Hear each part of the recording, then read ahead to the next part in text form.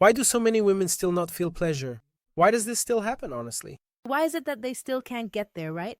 Get there. Why is it you were telling me that this is one of the most common topics people look for in your office, right? Much so. Why does this happen? Is it the men's fault for not knowing how to give women pleasure? Or is it the woman's fault for not knowing her own body? What's going on? So I think it's a combination of factors, right? First of all, I don't think it's about blame, right? Because we women, if we look at it from a social perspective, a gender perspective, we see that for women, the construction of sexuality is a very Repressed. repressed, very much so. The woman was never encouraged to explore her own body in a way that would allow her to discover it, right? Unlike men who have quick to... No. A 13-year-old boy would go into the bathroom, take half an hour in the shower, and everyone would say it was normal. But if a girl said she was going to close her room to sleep, God forbid, how could she close her room? Are you hiding something from us? So it's that thing, right? Sit like a lady. Oh, that's a dirty place. Be careful with this, with that. So we've always been like this. Yeah, always had this repressed body. This so much so that studies about sexuality, about the female body, female pleasure are very recent. A study just came out last month about the clitoris, right?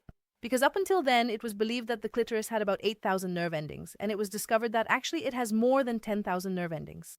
So that was like just last month. Studies about the female body are very recent. So like we can't just say, oh, it's the woman's fault or blame the woman as if she's to blame, poor thing. Now that we're starting to have this discussion, it's all very recent.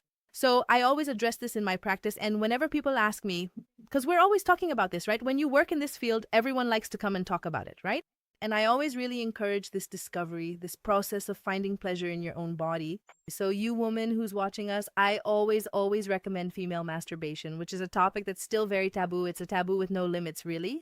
When we talk about female masturbation, it's like we've insulted someone's mother. Because wow, saying that a woman touches herself, saying that a woman gives herself pleasure, it's something unprecedented. People just can't handle it, including women themselves. Because when I talk about this in my office with women, it's a strange topic for them.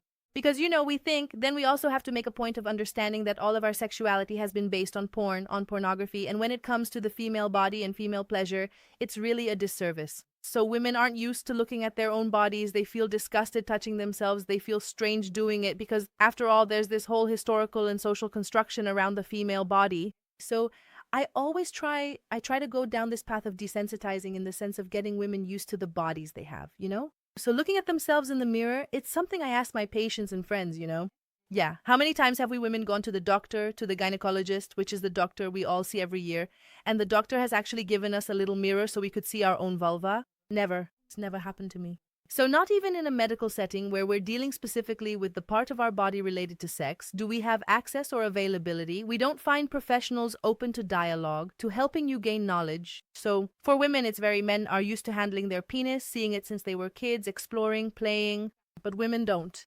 So this whole path of unfamiliarity leads women to feel estranged from their own bodies, to develop this repression. So answering your question, I always go down that path, Masturbation as a way of exploring, not just that automatic way of getting off and that's it, But to discover different ways to give your body pleasure. Because you'll only be able to tell your partner how they can please you once you know how you feel pleasure yourself. So all this exploratory approach, all these options, like if you're used to masturbating only in the bathroom, in the shower, then try it in bed, try buying a sex toy, try using a pillow lying on your stomach, In the sense of looking for options that bring you pleasure. Because a woman's body it's a very orgasmic body, but nowadays there are very few options. Women can't really see the path. And then you end up in a marriage or a relationship where men also lack knowledge. Men, information is everything. Get informed, study, learn, because the journey will be good for both of you. So what happens is you end up in a marriage sometimes where neither of you has that ease and then everything becomes mechanical, That thing, that routine, that scripted thing, and then it just gets lost, right? And then the woman ends up getting lost along the way. So I get a lot of people coming to me with this issue of, oh, I don't feel pleasure. And not all women feel pleasure in the same way, right? Like there are some that vary the way each person feels pleasure in the touch in that region. There are some who feel anal pleasure, there are others who don't.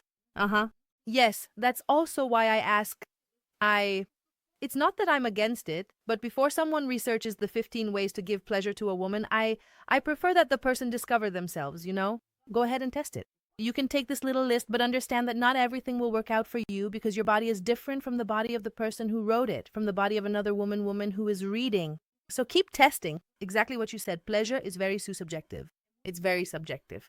So much so that in a relationship, I work with couples too, and in a relationship, I always say that cliche thing we always hear, but it's really true, that dialogue is fundamental. It's the foundation of a relationship. You will only be able to understand the other person's pleasure if you talk, if you open yourself up to dialogue, if you open up to this communication, because then through that you can explore these options together.